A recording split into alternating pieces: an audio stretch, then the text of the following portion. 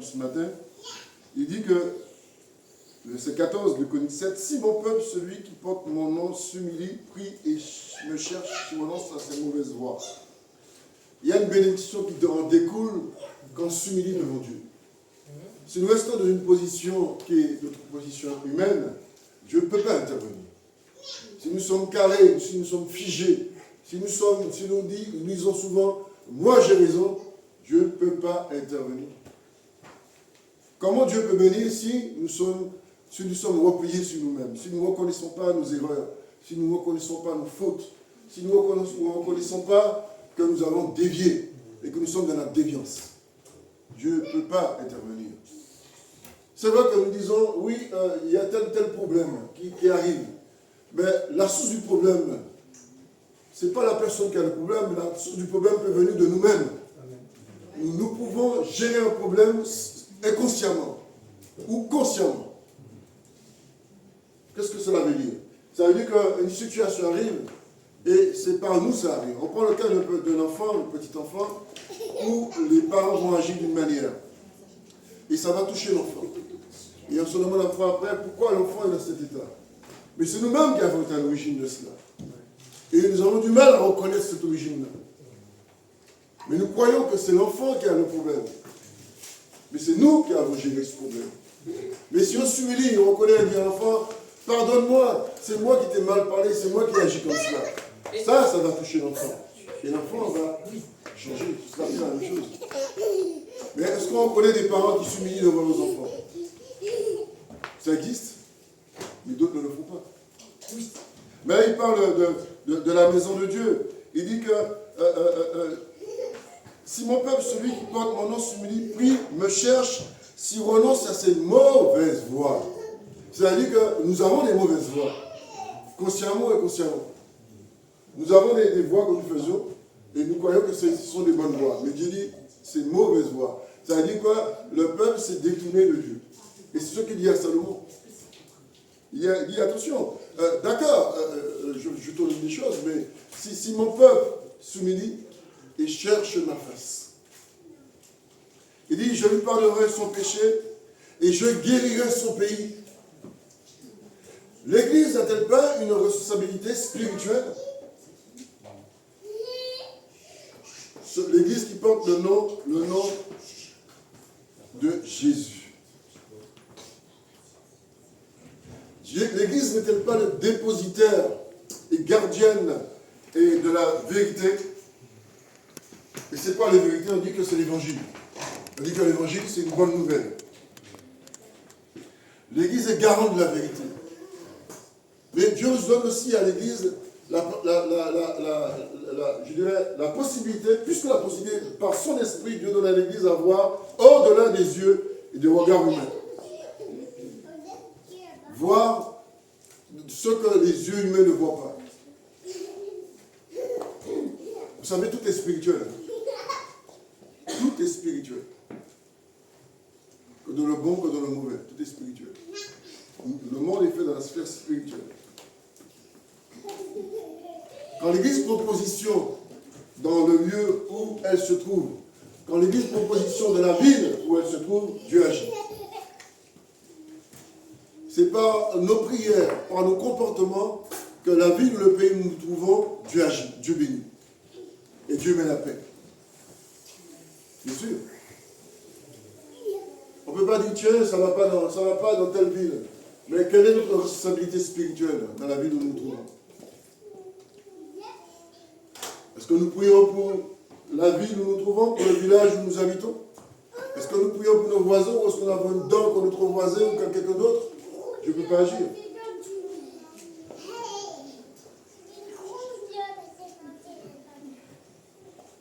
L'Église doit être consciente des stratégies mauvaises qui existent. Il y a beaucoup de stratégies qui se mettent de plus en plus en place. Il y a des bonnes stratégies, mais il y a des mauvaises stratégies. Nous voyons qu'on dit oui, la violence augmente. Bien sûr qu'elle va augmenter. Mais quelle est la réponse à cela? Quelle est la réponse à cela? Nous voyons que dans notre propre pays, on met tout en place pour pouvoir trouver des solutions solution pour pouvoir freiner cette frénésie de violence.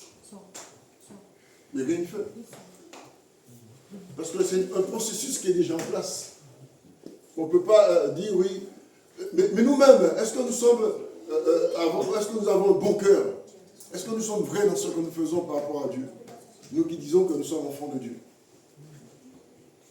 Je disais tout à l'heure que si mon peuple s'humilie, si mon peuple reconnaît ses erreurs, quel homme, quelle femme reconnaît ses erreurs?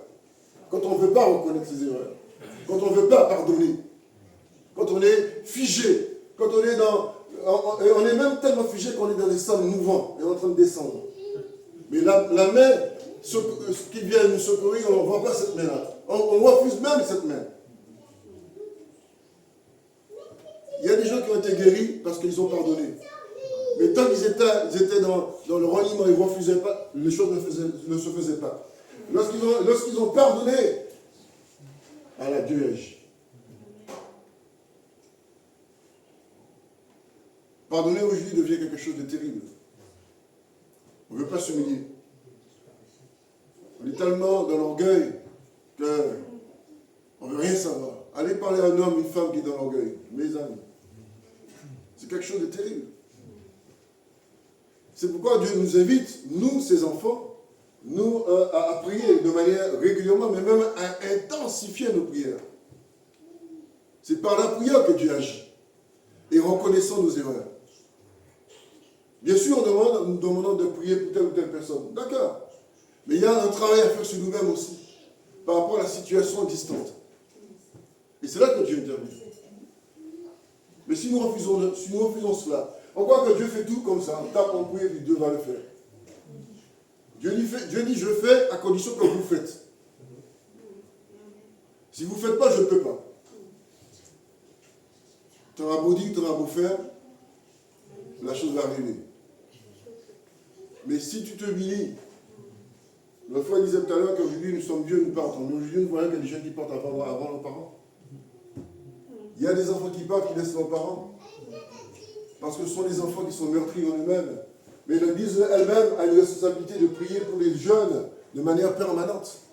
C'est pas, nos prières ne doivent pas une prière de temps en temps, quand le problème est existant, mais de manière, c'est permanent. Mais si nous disons, tiens, nous allons prier, la chose s'est faite, bon, c'est réglé. Mais pendant que tu règles ce problème, il y en a un qui arrive déjà, et tu ne le vois pas arriver. C'est comme si on est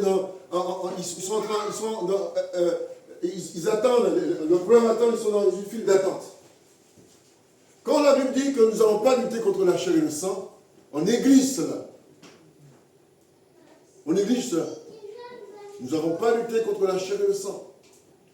Qui provoque les gens pour les amener à l'esprit de mort? Est-ce que c'est Dieu? Qui? On sous-estime ce que le diable fait. C'est stratégique. On sous-estime cela. On pense même parfois même qu'il n'existe pas. Mais c'est ce qu'il fait. Il dit aux gens, mais non, on ne va pas écouter les chrétiens, il va écouter les conneries. Non, mais je vous parle franchement. Hein. Non, les chrétiens, ils racontent des conneries. Il faut les écouter. Ils font que se répéter. Je disais que l'Église, c'est le garant de la vérité. L'Église doit tout le temps prier. Mais on dit, oui, mais c'est qui l'Église? Est-ce qu'il faut venir spécialement ici tout le temps pour prier? L'Église, c'est chacun de nous ici qui confessons le nom de Jésus. Amen. Nous avons tous une responsabilité spirituelle de prier en permanence chez nous, aussi bien qu'ici. On croit que c'est ici qu'on vient prier. Nous ne sommes pas dans une maison religieuse ici. Il n'y a pas des religieux et des religieuses ici. Il n'y a pas des nonnes et des prêtres qui sont là, des abbés. Non, ce n'est pas cela. Dieu a mis en place des hommes et des femmes qui prient, quel que soit ton âge. Donc tu as connaissance du bien et du mal. Tu as une responsabilité. On croit qu'il faut venir dans l'église pour prier. Oui, il faut venir avec les frères pour prier ensemble, parce que l'union fait la force. Mais quand tu es chez toi, tu dois continuer à prier. C'est la prière qui change tout. C'est la prière qui améliore tout. C'est la prière qui ouvre des voies nouvelles. Mais si nous attendons que c'est l'église qui tout le temps qui doit prier pour nous, et nous ne faisons rien, On prend l'église pour nous de secours. Et quand on les croyait, on dit tiens, il faut changer ma roue. Mais ça fait longtemps qu'il y avait des alertes déjà. Tu avais dit que ton pneu est lisse, il faudrait le changer. Tu n'avais pas fait attention. Et oui. Il y a un bouleversement qui se passe au niveau de la chrétienté. Depuis que Jésus est remonté, il y a des choses qui se passent. Souvent on parle des derniers temps, des derniers jours. Mais les derniers jours, les derniers temps sont commencés dès l'ascension du Christ. Dès que Jésus est remonté, ça a commencé. On dit le compte à rebours. Il y a un compte à rebours. Nous sommes dans ce compte à rebours qui s'accélère de plus en plus. Matthieu 24 en parle, Marc 13, Luc aussi, je ne me rappelle plus du chapitre, mais il parle de cela aussi. Et il dit que les choses vont s'accélérer. Et les choses qui sont cachées, ce qui était caché vont être découverts. Paul déjà en parlait déjà. Et ça va commencer déjà même dans l'église même, dans les assemblées. Si nous prenons dans 1 Timothée 4.1, et c'est de la continuité de Chroniques, hein. C'est toujours ça, c'est souligner et reconnaître les gens, les choses. En prenant 1 Timothée 4.1, qu'est-ce qu'il dit? Mais l'Esprit dit expressément que dans les derniers temps, certains abandonneront la foi pour s'attacher à des esprits trompeurs et des doctrines de démons. Nous sommes dans ce processus-là. Il y a déjà des maisons qui donnent pignon sur rue, des salles où on invoque les esprits mauvais et méchants. Je vous disais que tout est spirituel. Et quand on ne trouve pas la solution dans l'église, le diable nous donne l'ascenseur. Parce que les escaliers sont durs à monter. À cause des rhumatismes, à cause des problèmes de santé. Alors il faut l'ascenseur, il faut réparer l'ascenseur. Le diable dit je suis là, je vais réparer l'ascenseur pour toi. Je t'amène au 7e ciel. Expression humaine. Mais Jésus dit non, c'est par l'escalier qu'il faut monter. Même si tu as des douleurs, même si ça te fait mal. Mais quand chaque fois que tu vas prendre une marche, je vais te faire découvrir des choses nouvelles. Mais l'ascenseur, tu n'as pas le temps de découvrir. Ça va trop vite. Et tu passes à travers. Il dit l'esprit. Mais de quel esprit il parle? Est-ce que c'est l'esprit des hommes ou l'esprit de Dieu? De quel esprit il parle? Il parle du Saint-Esprit, le consolateur, celui que Jésus nous a laissé, qui va nous faire découvrir des choses, qui va nous faire voir des choses que nous n'avons pas encore vues, que nous ne comprenons pas. L'Esprit dit expressément. Ça veut dire que c'est quelque chose qui est formel. La chose va se faire, la chose est là, la chose est là. Et que nous ne pouvons pas dire, mais il n'y a pas autrement, il n'y a pas une autre solution. Il dit non. L'Esprit dit expressément. Paul reprend ce que Jésus avait dit dans Marc 13, 22. Il reprend ces choses-là. Et que Jésus avait déjà prophétisé. Parce que la prophétie de Jésus est immuable. Elle ne changera pas. Ça va s'accomplir. Et elle est dans l'accomplissement. Nous sommes dans cet accomplissement-là.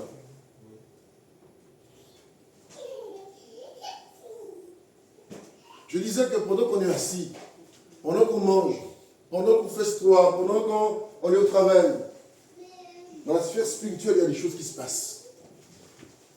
Il y a une vitesse qu'on ne peut pas imaginer. Il y a un mouvement qui est là.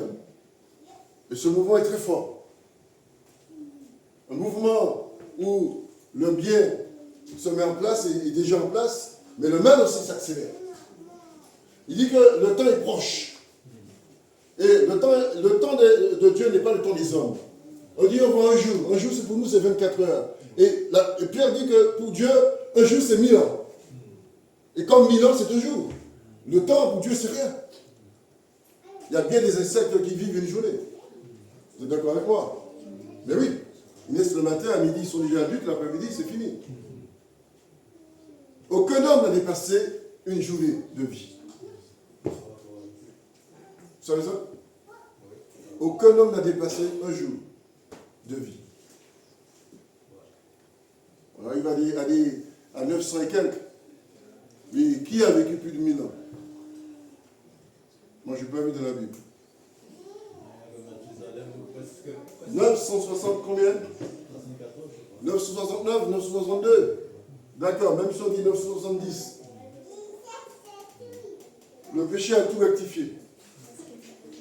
Vous savez ce que ça veut dire le péché? Le péché, ça veut dire manquer le but.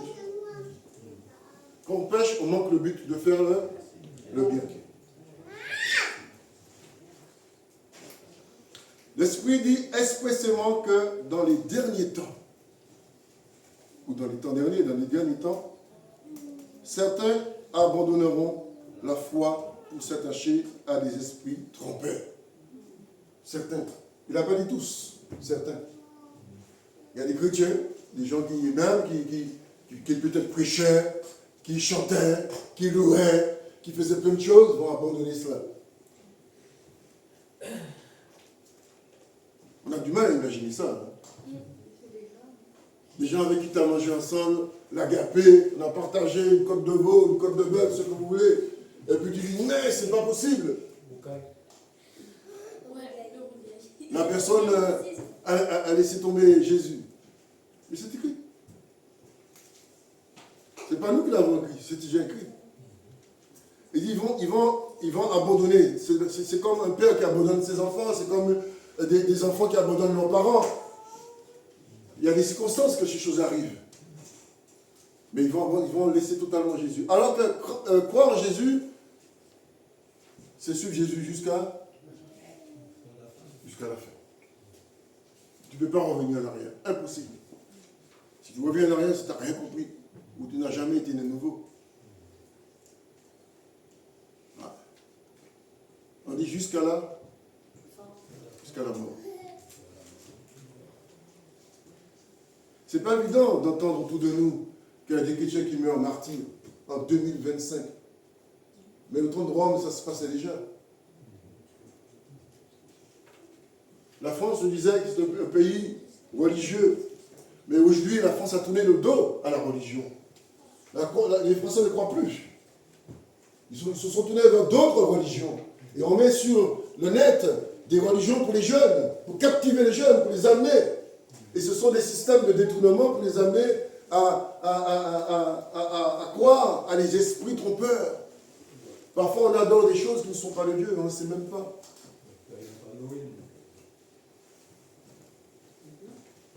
Même si c'est pas Halloween, mais il y en a d'autres qui sont beaucoup plus cachés. Même dans les établissements scolaires, des gens captivent nos enfants. Je dis souvent aux parents qui ont des petits-enfants de prier pour leurs enfants. C'est pas qu'on est assis, on regarde les nouvelles et on dit, mais c'est là, cette dame a fait ça, elle a touché aux petits-enfants. Et oui. Et toi, tu es au travail tranquille, et on ne sait pas de l'autre côté, il y a un prédateur qui est là, qui touche à tes enfants. Et tu ne le sais même pas. Mais si tu pries, et tu invoques le sang de Jésus sur tes enfants, Dieu le garde, Dieu le préserve. Mais si tu ne fais pas ça, tu ne te tiens pas à la brèche. Qui va se tenir à la brèche pour toi? Heureusement que Dieu dit, je cherche des hommes et des femmes qui se tiennent à la brèche, pour prier pour ceux qui ne se tiennent pas à la brèche que j'ai suscitée, afin qu'ils puissent prier pour pouvoir protéger, mettre un bouclier, mettre une forteresse pour protéger les petits-enfants. Les petits-enfants aujourd'hui sont très, je dirais, il y a une sorte de besoin gourmand pour ces prédateurs, pour les petits-enfants. Mais oui, je parle au niveau sexuel, bien sûr. Alors, on ne va pas jouer chat à la souris, n'est-ce pas? Et oui, quand vous voyez même des bébés qui sont à la mamelle.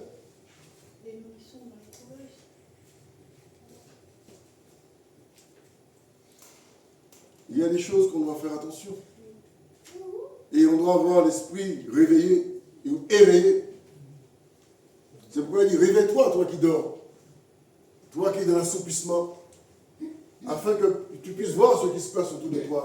Dieu nous interpelle, Dieu nous réveille à pouvoir intercéder, à pouvoir prier pour nos enfants. Les derniers jours, c'est entre la venue et le retour de Christ. Jésus est venu et il revient. C'est cette charnière qui est là.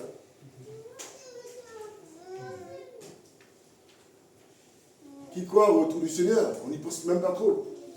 Parce qu'il y a beaucoup de choses qui nous accaparent.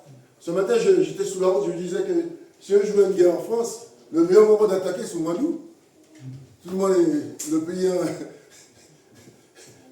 le pays dort. C'est le bon moment d'attaquer. Mais oui, les gens sont en vacances, tranquilles. Ils ne pensent pas. Imagine-toi, tu es en vacances et tu te dis, bon, la France est attaquée, tu fais quoi? J'ai eu cette pensée-là. Les derniers jours, il y a un verset qui fait référence à cela. Si on prend Marc 13, 32, on va reprendre ce verset et puis on va passer dans l'autre. Je vais accélérer un petit peu. Dans Marc 13, 22, il dit « Car des prétendus messies et de prétendus prophètes surgiront. Ils feront des prodiges et des signes miraculeux pour tromper, si c'était possible, même ceux qui ont été choisis. » Si nous n'avons pas le discernement, on ne peut pas savoir s'ils sont de Dieu ou pas. Vous savez, quand vous prenez un vase fissuré et vous mettez de la résine, dans le temps passé, quand les gens voulaient arnaquer les gens, ils prenaient, le vase était fissuré. Donc on prenait de la résine et puis on calmatait ça bien, c'était bien propre, on ne voyait rien du tout. Vous savez comment ils faisaient pour détecter si le vase était fissuré? Ils mettaient le vase en plein soleil. Avec la chaleur du soleil, la résine fondait. Et c'est là qu'on voyait que le vase était faux. Mais aujourd'hui, si tu mets un faux en plein soleil, comment tu vas voir s'il va fondre? Tu vas voir si c'est vrai ou faux. Il sait cela aussi, il va se préparer à cela. Et seul cet esprit nous montre qui est qui. De nos yeux humains, on ne peut pas voir ces choses-là. Donc Jésus déjà déclaré ces choses. Et c'est ce que Paul reprend pour nous dans Timothée. Et si nous voyons dans...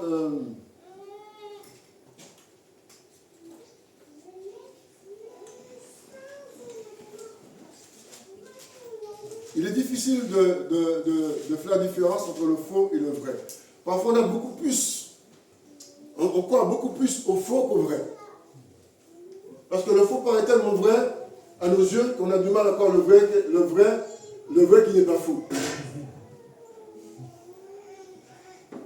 Et oui. Parce qu'on croit que le vrai, il est faux.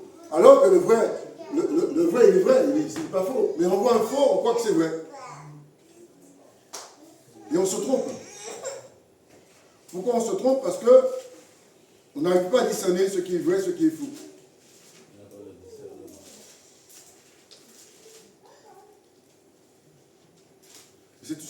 C'est pas une erreur de notre part, mais c'est plus on pioche dans la parole de Dieu, plus on médite la parole de Dieu qu'on découvre des choses. Et parfois on est même stupéfait, on est même saisi de voir ces choses-là.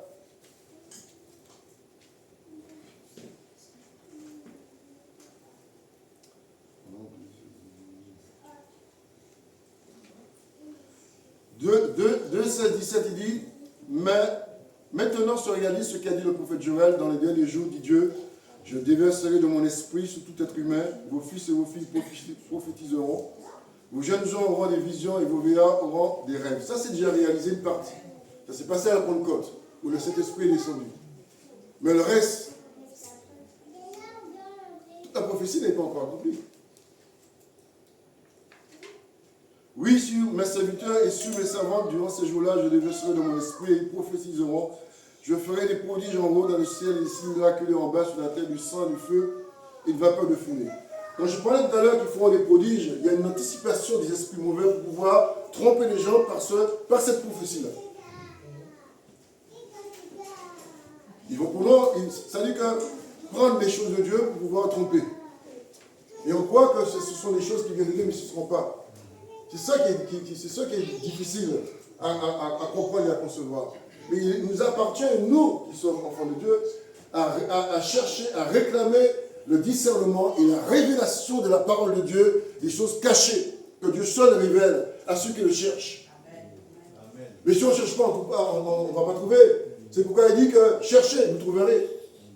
Frappez, on va vous ouvrir. Mais si tu ne frappes pas, qu'est-ce qu'il va t'ouvrir?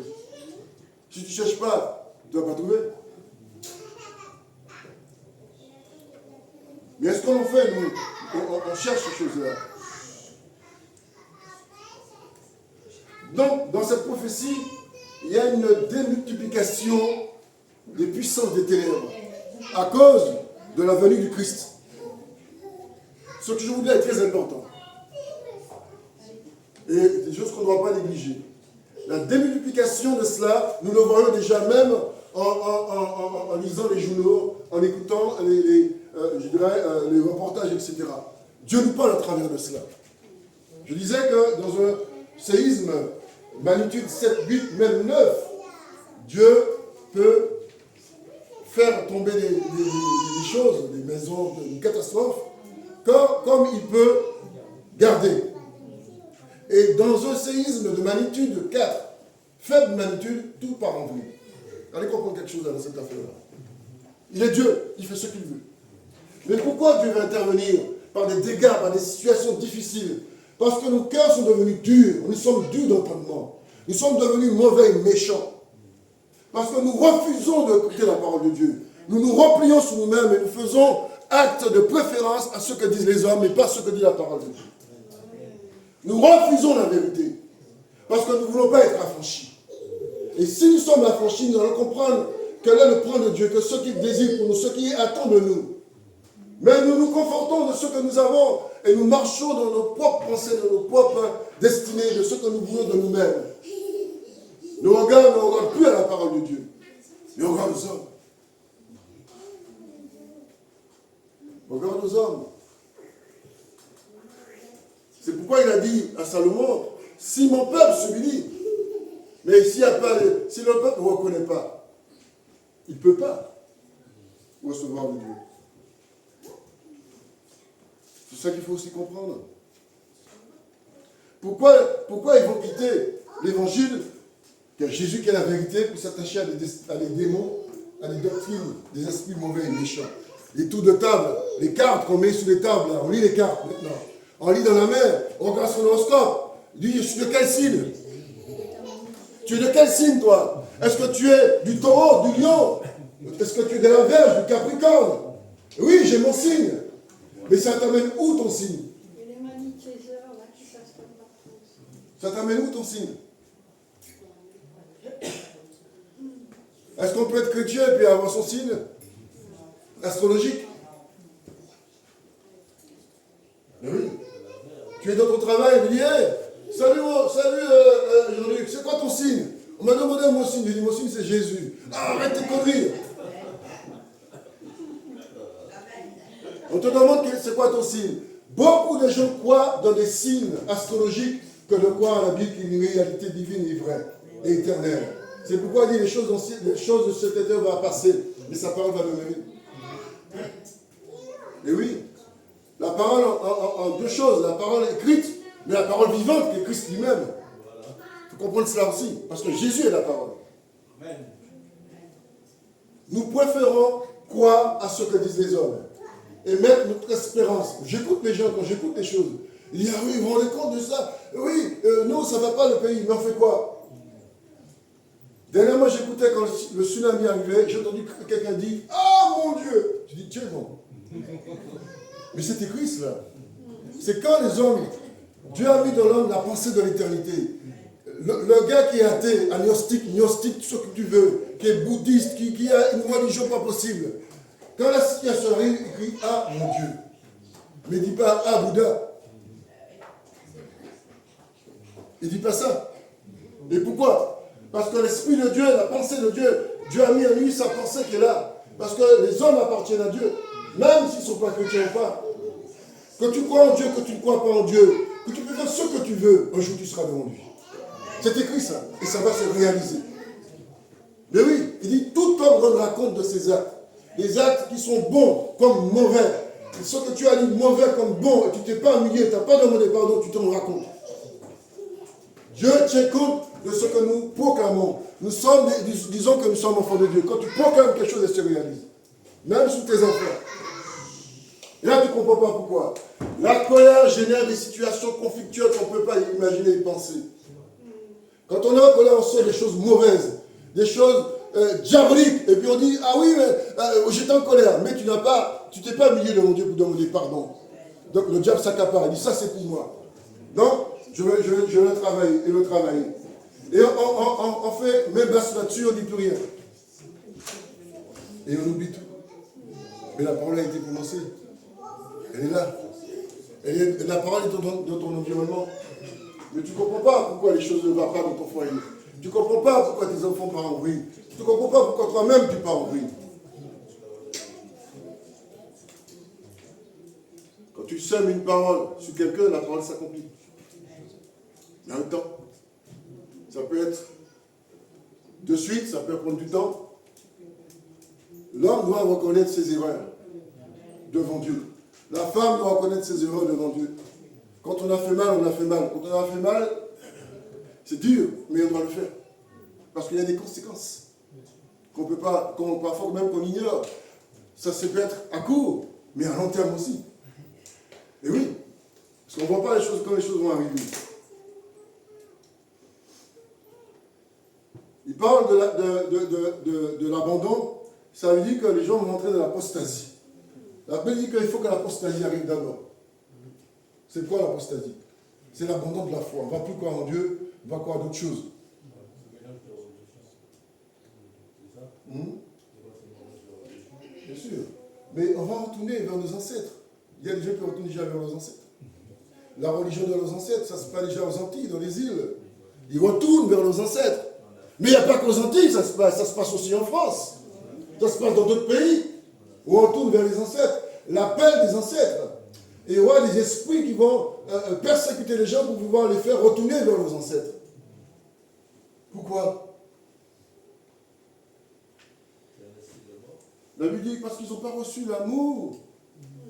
L'amour de la vérité. On le trouve dans un verset là, j'avais noté cela. Mais on peut se laisser piéger. Et puis le fait qu'on n'a pas renoncé à nos ascendants. On maintient encore le lien entre nos ascendants. Ma grand-mère faisait ça, mon grand-père faisait ça, mon aïeul faisait ça, je vais te le faire pour toi. Tu entretiens un lien avec tes ascendants, mais tu ne le coupes pas. Ah, c'était ma grand-mère qui faisait ça. La confiture pour notre cerise, je faisais ça pour toi. Donc je vais le faire. On rigole. Mais il y a un lien qui est là.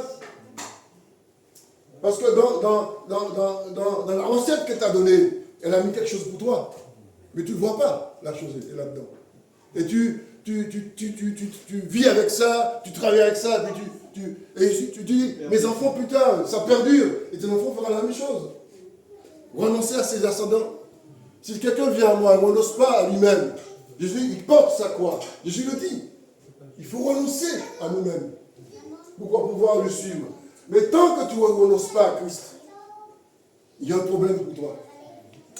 Et tu dis, mais où mon problème? Regardez ce qu'il dit dans l'Apocalypse. Regardez ce qu'il dit dans l'Apocalypse.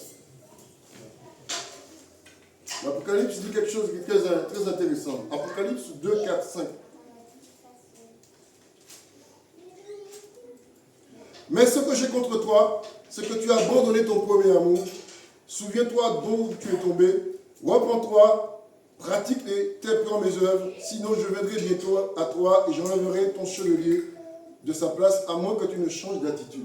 Il réclame la repentance. Qu'est-ce que cela veut dire exactement? Nous sommes devenus des hommes et des femmes qui chantent, qui prient, mais le cœur n'y est pas. Donc ton dossier est là. On pratique les choses. On dit Amen, on dit Alléluia.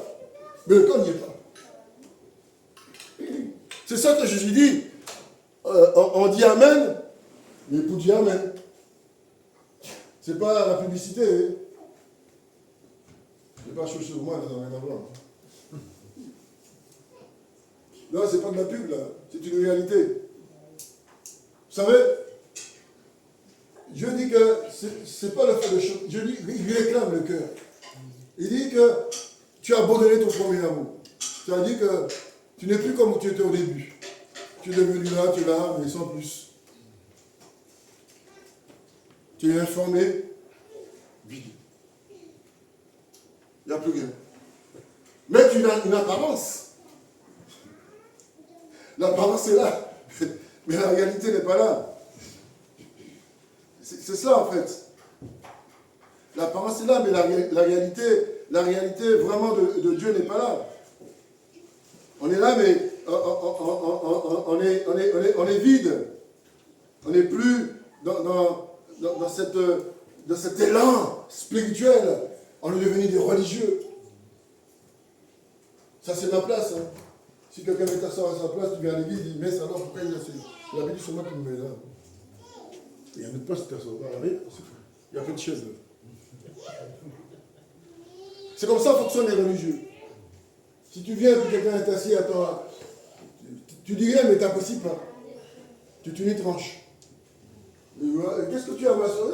Ça va, grâce à Dieu. Mais non, mais tu n'es pas contente. Hein.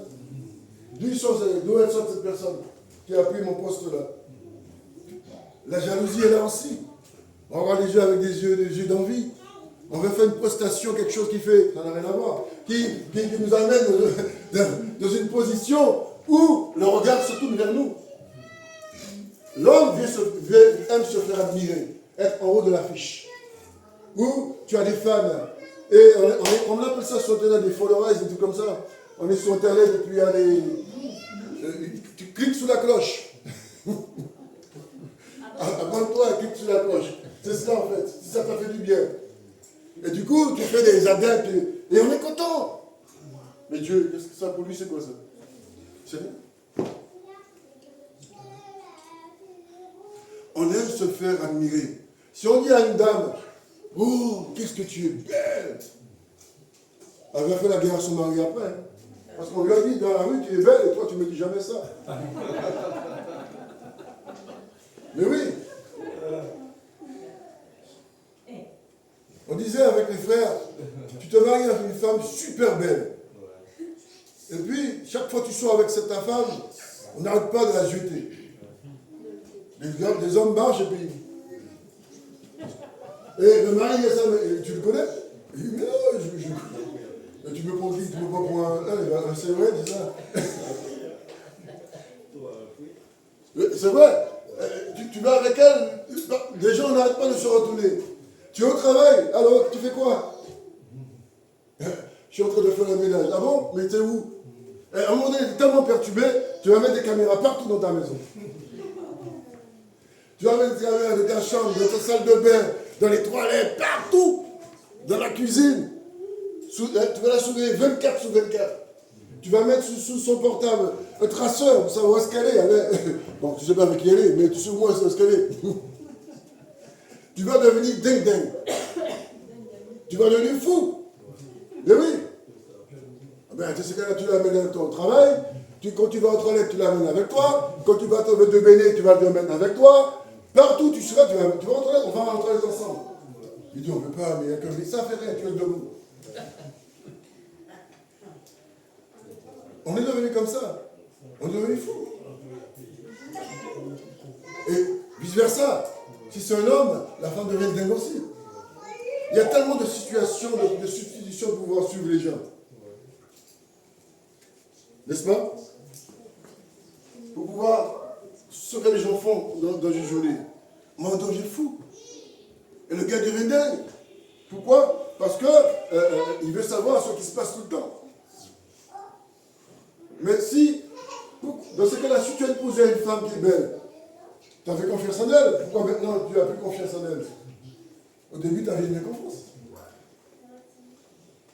Alors, dans ce cas-là, prends quelqu'un qui n'est pas beau, une femme qui n'est pas belle, qui passe aux yeux de tout le monde. Hein? Comme ça, tu seras tranquille.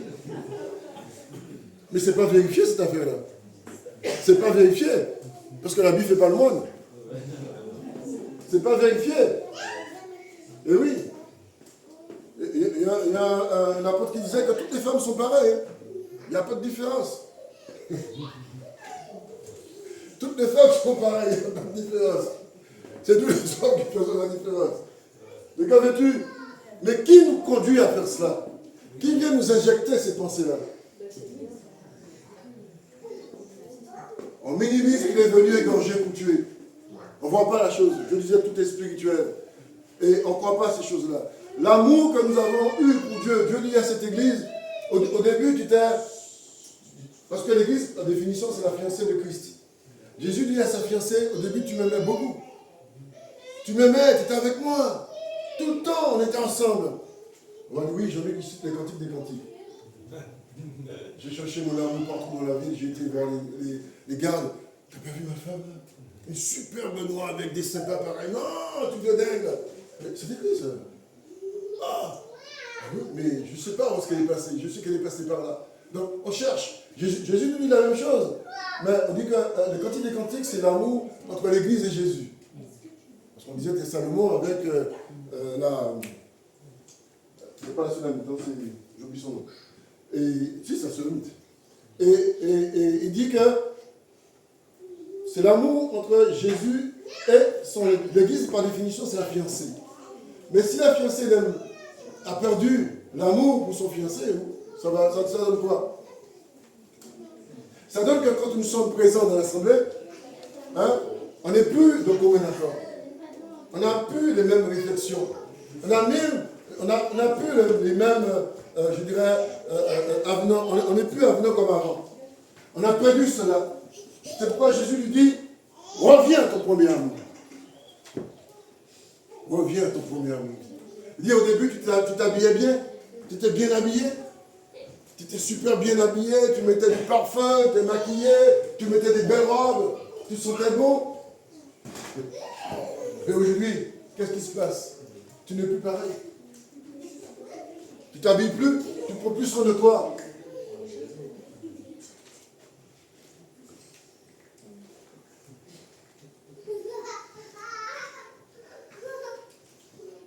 Frères et sœurs, il dit qu'ils vont s'attacher à des esprits trompeurs, à des doctrines de démons. Il dit que l'évangile, c'est la doctrine du salut. Mais il y a des doctrines aussi qui viennent des religions.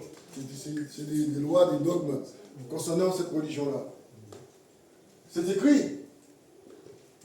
Il dit que certains abandonneront. Là, nous sommes au futur. Il parle au futur. Ça veut dire que ce sont des choses qui vont se faire progressivement. Tout doucement.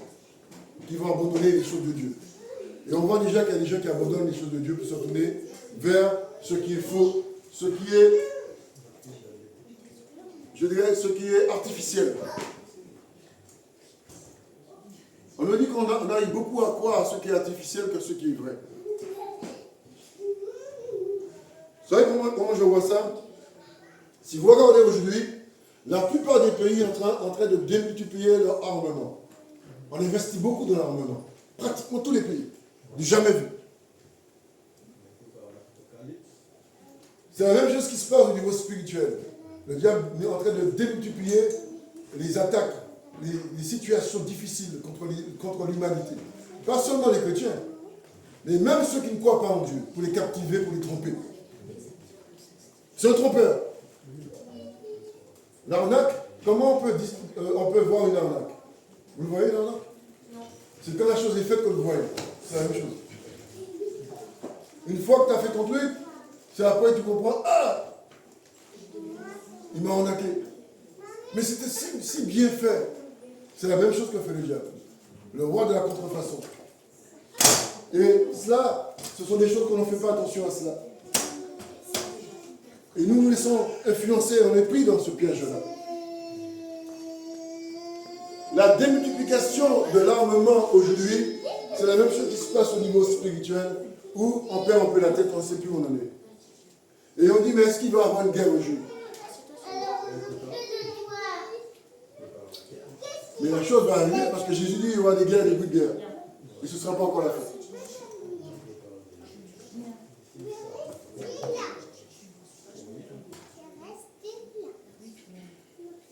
Il dit que dans le verset 2, car ils se sont égarés par l'hypocrisie des menteurs dont la conscience est marquée au fer rouge. L'hypocrisie des menteurs.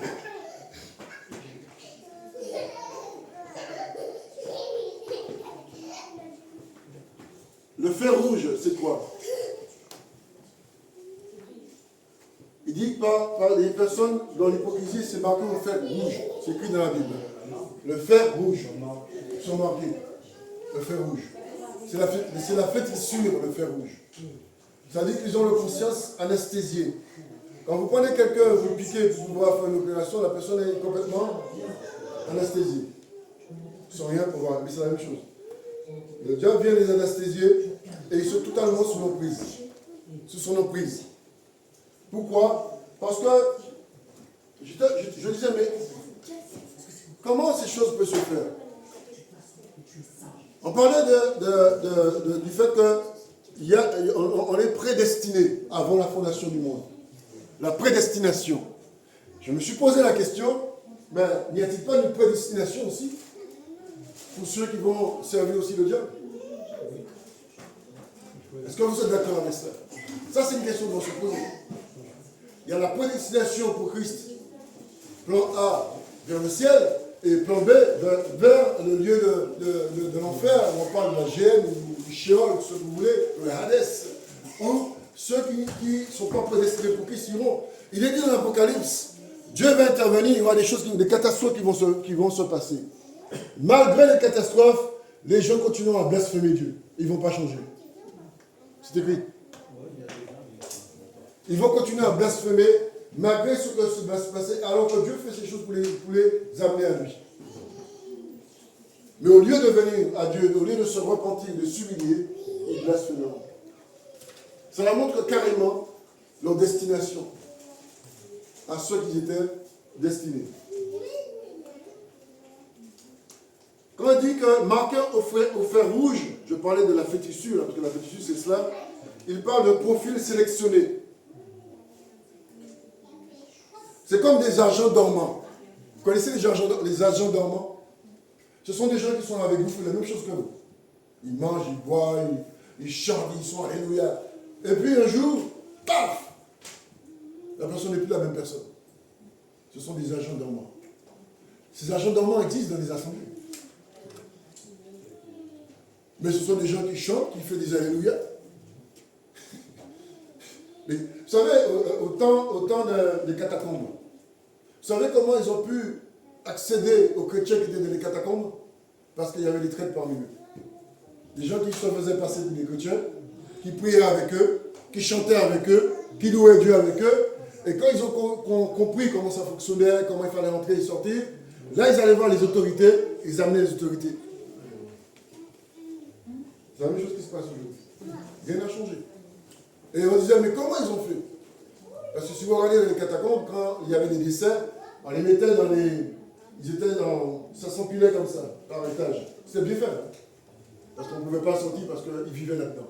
Et c'est comme ça qu'on a découvert les chrétiens. Mais aujourd'hui, dans l'église persécutée, c'est la même chose qui se fait.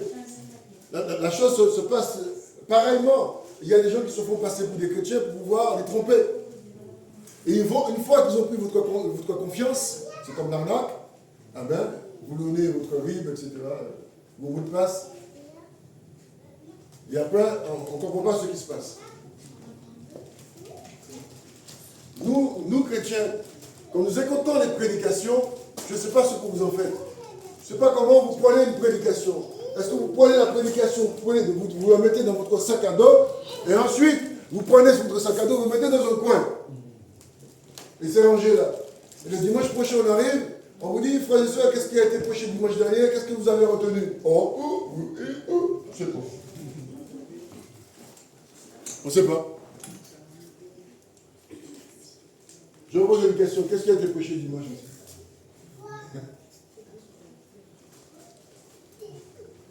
Ouais. Ils ne savent pas. Quand Jordan vous arrête, il dit, mais est-ce que vous avez reconnu cette personne? Comment cette personne est habillée? On cherche, non, on arrive à trouver. On rentre dans son subconscient, puis à force de questions que le Jordan vous pose, vous arrivez à trouver. Il vous faut même un portrait robot que vous arrivez à faire. Mais les choses de Dieu, on oublie. Allez comprendre ça là. Et même, on vous dit, mais qu'est-ce que vous avez mangé il y a 2 semaines? Je ne sais pas. Vous vous rappelez ce que vous avez mangé il y a 2 semaines? Moi, je ne sais pas. Bon. Vous avez mangé quoi? Je sors manger du dimanche. Dimanche dernier, vous avez mangé quoi? La GAP, ça veut rien dire. La GAP, ça veut rien dire. On vous pose une question très simple. Vous avez mangé quoi? quand votre enfant est malade, quand il y a un problème avec votre enfant, on dit, madame, monsieur, qu'est-ce que votre enfant a mangé? Le docteur vous pose des questions pour savoir comment faire, comment intervenir. Mais si vous ne savez pas, si on ne sait pas ce que l'enfant a mangé, qu'est-ce que l'enfant a bu, on ne peut pas savoir. Mais c'est la même chose pour l'évangile. C'est pourquoi on dit que le diable, c'est l'oiseleur. Il vient voler ce que Dieu lui donne. Et on se laisse voler. C'est pourquoi on retombe dans ces mêmes travers. Quand on est volé, on revient à ce qu'on était. On ne bouge pas, on est statifié. Parce qu'on a oublié ce que Dieu nous a donné. On s'est laissé voler. Et comme tu t'es laissé voler, tu reviens à ton point initial, à ce que tu étais. Vous vous rendez compte de cette affaire-là? Comment les stratégies spirituelles n'en font pas attention?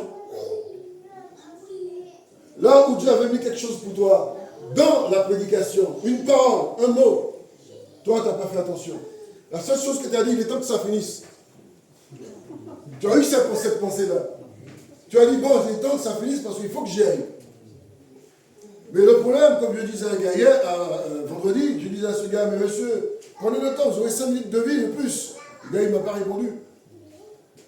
Une situation arrive, vous vous mettez en colère, parce que quelqu'un vous a bloqué. Mais on ne pense pas un instant que Dieu a permis que la personne vous bloque. Parce que plus loin, le diable t'attendait pour te faire un piège. Et les 5 minutes que tu as perdu là, tu l'as gagné en vie. Et on ne pense pas à ça.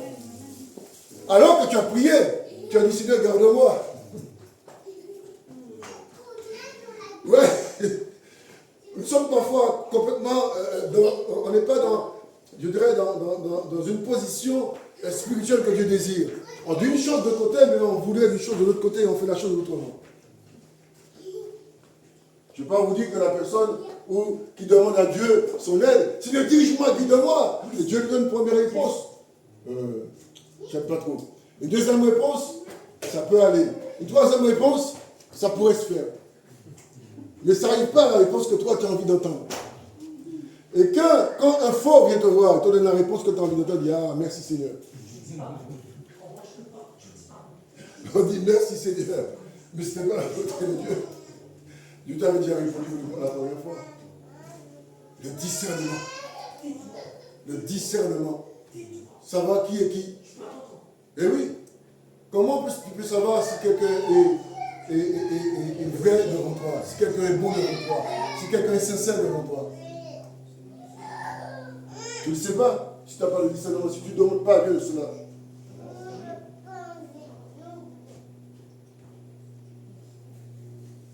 La conscience marquée au fer rouge. Je disais, c'est une sélection d'agents,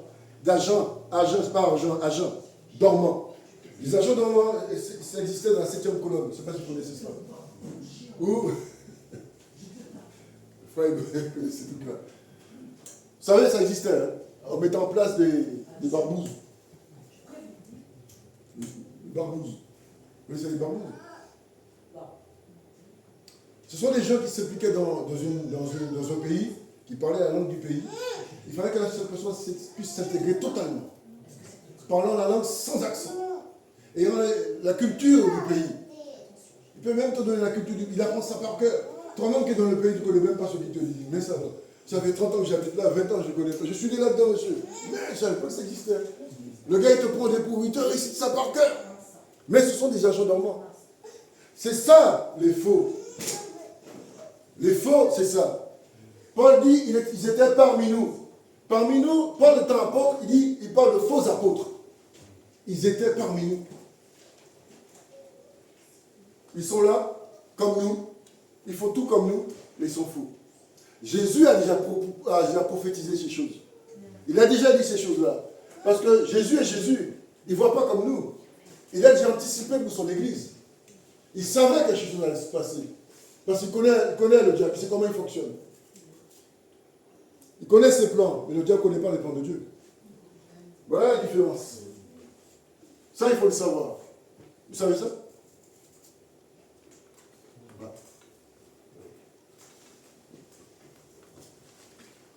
Vous trouvez ça dans 1 Jean 2, 18, 19. Si le frère peut l'afficher. 1 Jean 2, 18, 19. Il y a 2 Jean aussi, il y a 3 Jean. Mais moi, je suis Jean-Luc. Ça, il faut comprendre une chose, frères et sœurs. Plus l'approche du retour de Jésus arrive, plus l'intensité des choses spirituelles vont prendre de l'effet. De plus en plus.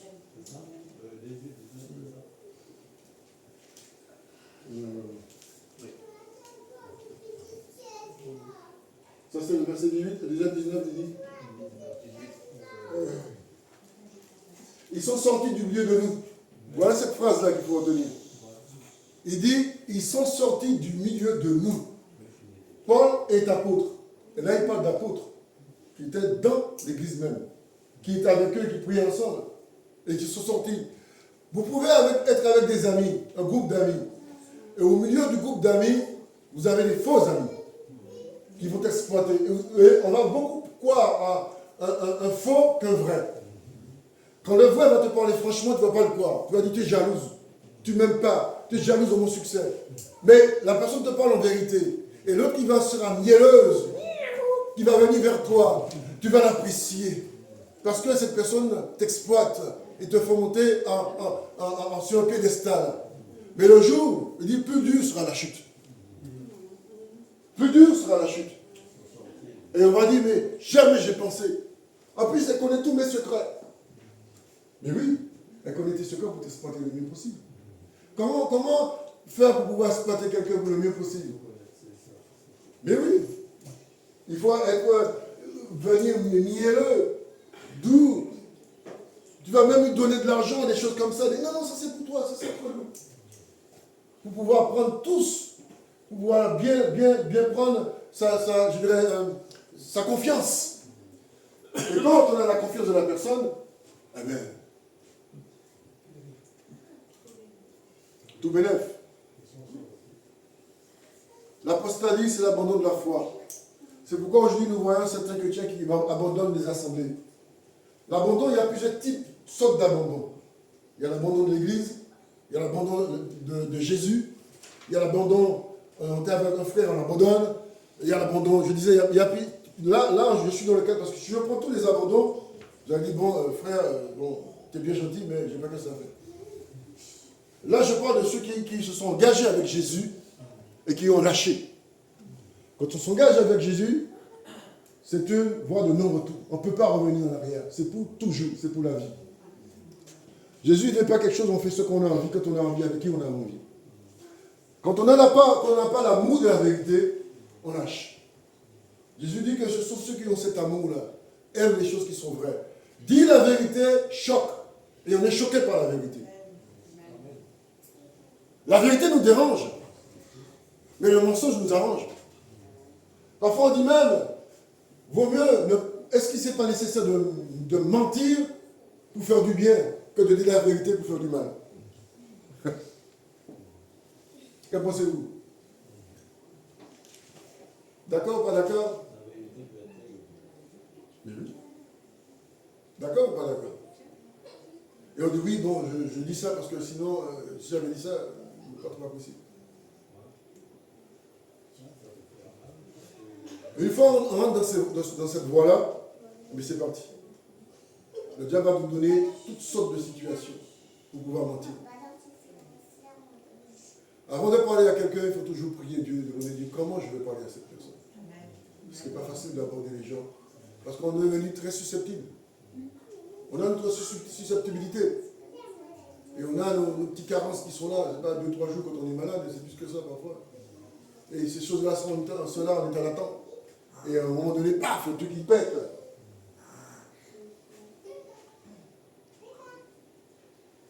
Dans 2 Thessaloniciens 2:10, tu le fais un peu l'afficher. 2 Thessaloniciens 2, verset 10, il parle de cela. Ensuite, 2 Corinthiens 13:8, après, bon, il y a encore d'autres versets, mais je ne vais pas tout prendre. 2:10, ouais, 2:10. Ah, 2:10. Ouais, c'est 2. Non, je le donne parce qu'il va plus vite. Voilà ce qui est marqué là. Ça, c'est important. C'est quoi l'iniquité? Je pose une question. Qu'est-ce que vous entendez par le mot iniquité? Qu'est-ce que vous entendez par le péché? Oui, c'est vrai. L'iniquité, c'est par définition tout ce qui est injuste. Là où l'injuste, c'est la discrimination, par exemple, pour que l'on doit pour discrimination par rapport au poste de travail, toutes ces choses-là, ça rentre dans ce cadre-là. Tout ce qui est injuste. La Bible parle d'un verset du juge inique. On a déjà cette pensée-là. Si vous avez eu ce verset en tête, vous saurez que l'iniquité, c'est ce qui est injuste. Et cette veuve venait voir ce juge, lui disait, fais-moi justice de la partie adverse. Elle a embêté ce juge tellement, à un moment donné, ce juge a dit, mais elle me prend la tête. Et je suis gentil et je suis poli, parce qu'on est entre sous forme de la maison de Dieu. Et même à l'extérieur, il faut être poli. Il a dit, bon, je le ferai. Bon. Écoutez, madame, d'accord. Sommes-nous des hommes et des femmes justes dans ce que nous faisons, dans ce que nous disons? Toutes ces choses rentrent en compte. Quand on devient de plus en plus injuste, on rentre dans ce cadre-là et on rentre dans la séduction de l'iniquité. Et on va dans une voie où on appelle la voie de ceux qui périssent. Parce que l'amour de la vérité, c'est ce que Dieu nous demande. Avant, nous étions dans l'amour du mensonge. On aimait mentir. On aimait tromper nos parents. On trompait tous ceux qu'on pouvait tromper. On mentait tant qu'on voulait. Et quand on mentait, on était tellement bien que ça me fait du bien d'être menti. On prenait du plaisir dans le mensonge. N'est-ce pas? Qui prend plaisir dans le mensonge aujourd'hui? Eh bien, c'est ceux qui sont toujours le mensonge. Mais quand Dieu te sort du mensonge et t'amène dans ce qui est vrai, la vérité, tu deviens horrible, il y a des choses que tu n'aimes plus. Tu ne peux plus supporter. C'est pourquoi les enfants mentent facilement à leurs parents. Parce que les parents sont toujours dans ce cadre-là. Mais si les parents changent, les enfants vont changer aussi. Parce qu'il y aura une cause à effet dans cette affaire-là.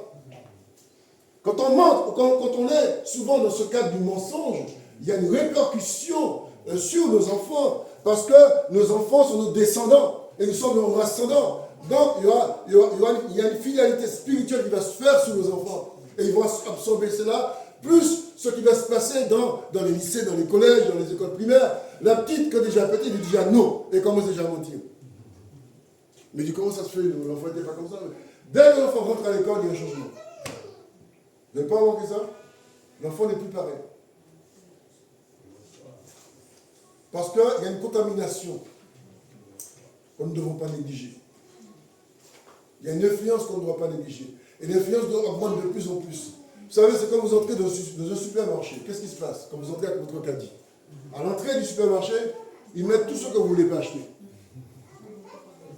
Ils mettent tout ce que vous ne voulez pas acheter et on se prend au jeu. On prend, on dit, on a 10%, on a 3%, on prend. Finalement, quand tu arrives au bout, tu rentres chez toi, ton mari dit, mais t'as fait quoi comme les courses? T'as fait où sont les courses? T'as pas vu que j'ai pris des choses qui ne coûtaient pas cher? Oui, d'accord, mais les courses sont où? Et on génère une situation de conflit. Ce que je disais tout à l'heure. Nos propres conflits viennent de nous-mêmes.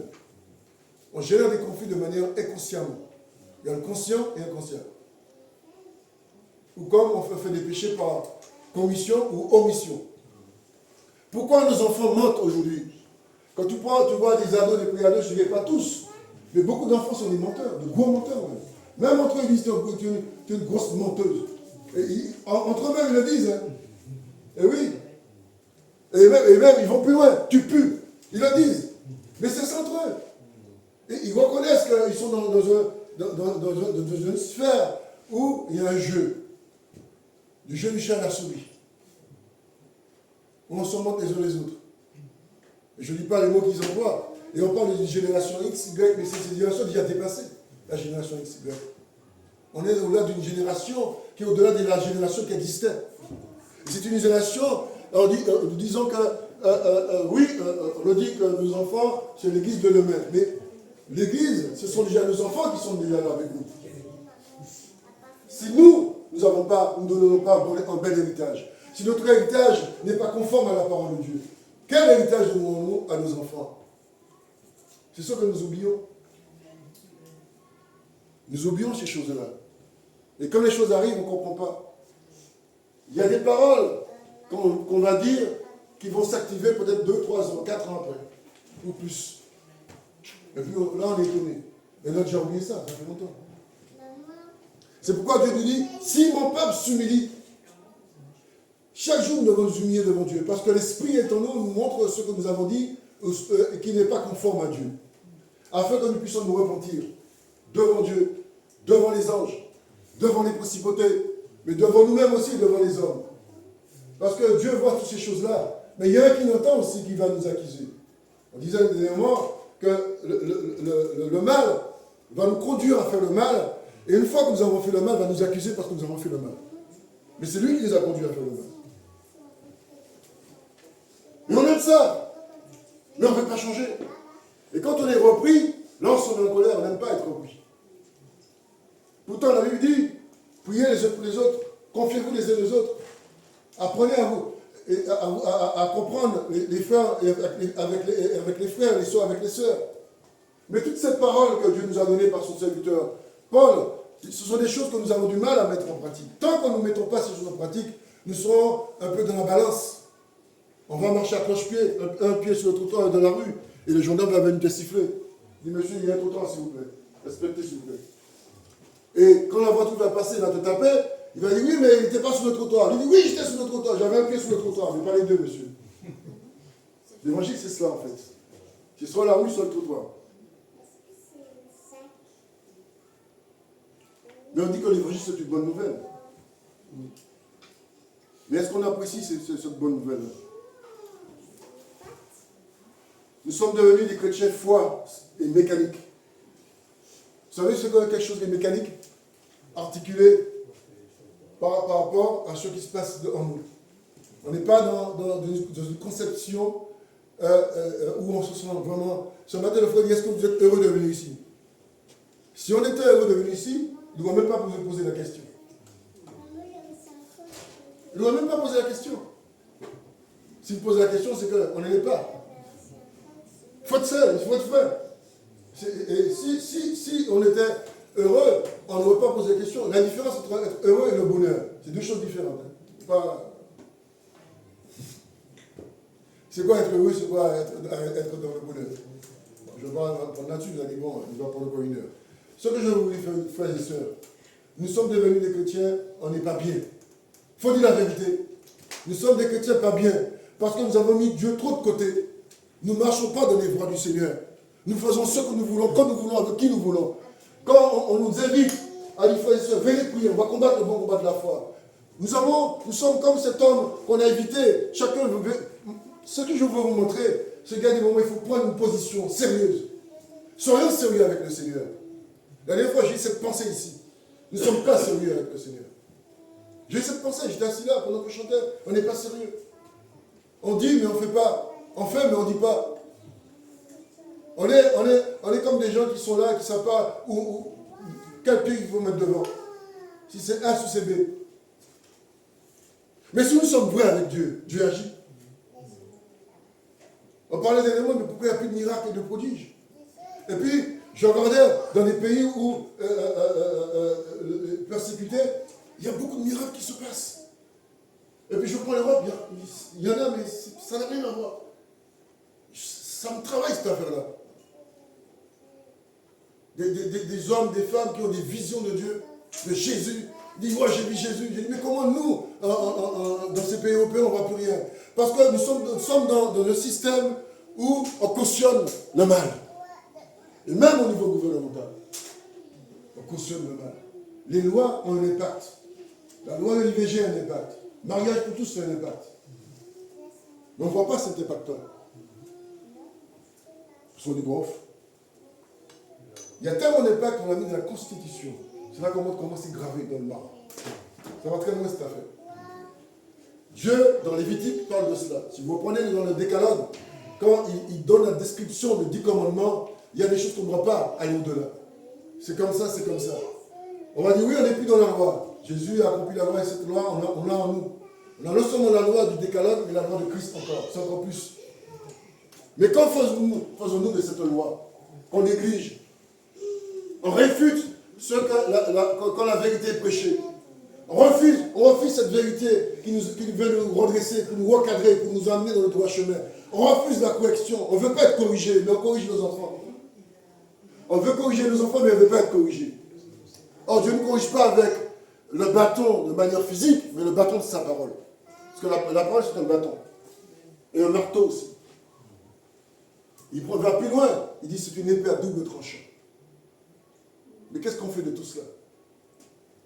On aime parler sévèrement à nos enfants, mais on n'aime pas qu'on nous parle sévèrement. Quand tu vas parler à ton enfant, tu vas lui dire, est-ce que moi je suis comme ça? Est-ce que je vais accepter, si moi j'étais l'enfant, est-ce que je vais accepter cela? Dieu nous dit que vous êtes mes enfants. Et quand un père vous parle à ses enfants, il nous répond sévèrement. Mais il ne nous répond pas, il va venir devant nous. Bon, non, il te parle à travers de frère, d'une sœur. Il te parle à travers de sa parole. Il te parle à travers de son messager. Pour que tu sortes de cette voie qui mène à la perdition. Ils disent qu'ils n'ont pas reçu l'amour de la vérité pour être sauvés. Ça montre compte que le salut n'est pas une chose qui est acquis. Voilà la parole qui nous dit. Ce n'est pas quelque chose qui est acquis. Il est dit travailler à notre salut. Ça veut dire que si on prend des déviances, ça peut nous coûter cher cette affaire-là. Il y a ceux qui disent que c'est acquis. Mais quand je vois ces versets-là, je me pose des questions.